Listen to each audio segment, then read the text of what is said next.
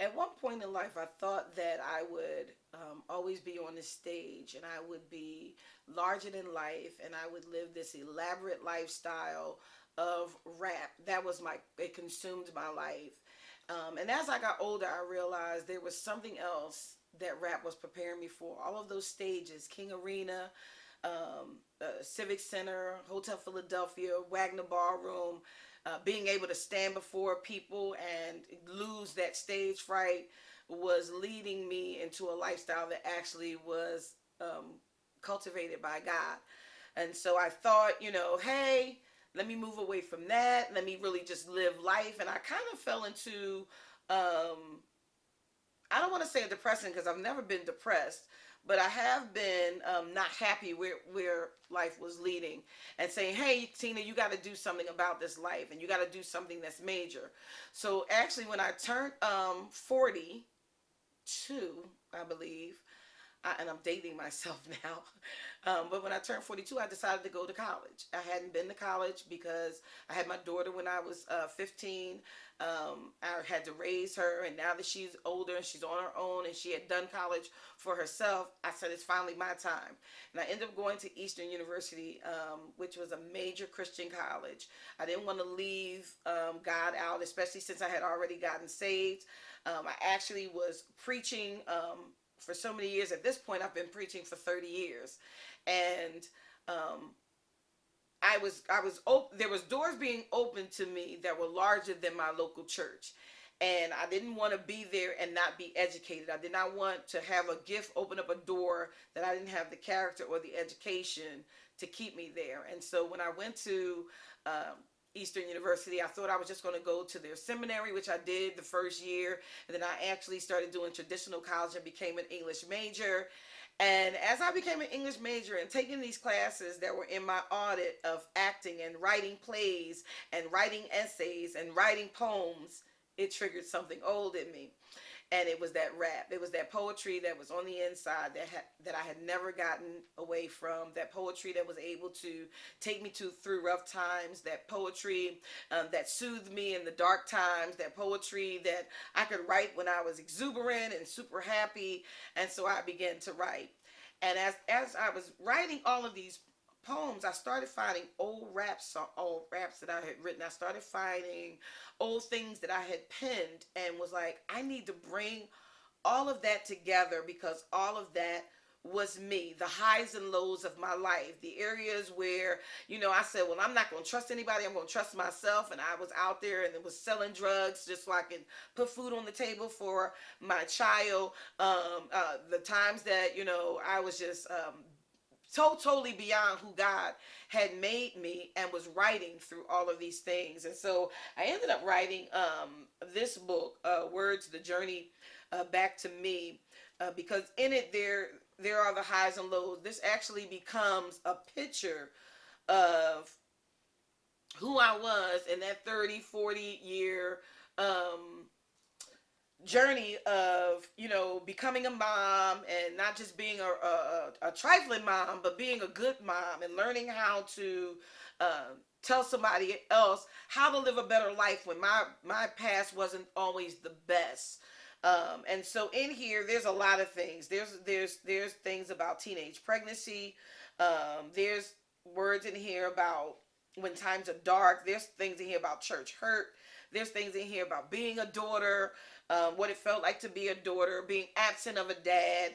There's all kind of poetries in here. My creative writing, some of them from school. This book right here became like my lifeline, my connecting the dots of my life and realizing that I was born for more than RCA Records. I was born for more than the King Arena. And when I finished penning this and sold out of my first 100 of this book, I realized God was definitely orchestrating my steps. He says the steps of a righteous man are ordered by the Lord. He definitely was orchestrating my steps. I began to really pour myself into my prayer life, pour myself into my prayer line, that's been opened for. We're going into our 10th year of the prayer line. Just really seeing doors open where I'm standing on bigger stages than I've ever stood on as a rapper, preaching the gospel of Jesus Christ. I have traveled to Texas. I've traveled to Louisiana to minister. I've traveled to all of the low country, Ridgeland, Hilton Head, Beaufort, South Carolina. I've been in the mountains of Asheville, North Carolina, just taking me all over this world, Tennessee, um, Detroit, Indiana. It's opened up a bigger world for me, and being able to sometimes minister to young people and still use that poetic flow where they say, oh, she got bars. Young people, you have to identify with them. She got bars. And then once you do that, you can talk to them. They're open to whatever you want to share with them. Being able to share with women, where I've been, and being able to find a prophetic flow for them, and this poetry that comes through it, has been amazing. The hip hop that I thought was just from my childhood really brought my life full circle. And so that after that, then we begin to pen things like intense times, call for intense prayers, which came at a great time where we're living with so many of our young African American men being killed, um, so many of them being shot by police, and being a woman who is the wife of an African American, the mother of two son-in-laws, African American sons, the grandmother of eight African American grandsons. While everyone else is out fussing, while everyone else is out picketing, while everyone else is out being angry, I'm praying. I found that um, I would rather depend on a God who hears me than to depend on a system who has never heard us. And so that has been my lifeline. And in this writing, on this prophetic flow, and these things that this poetry that God has definitely given us, it is a gift. We have been writing more things. We're writing our second poetry book right now. We're writing our second prayer book right now. We're also writing an outreach book, because I've been an outreach pastor for 7 years. I was a youth pastor for 14 years.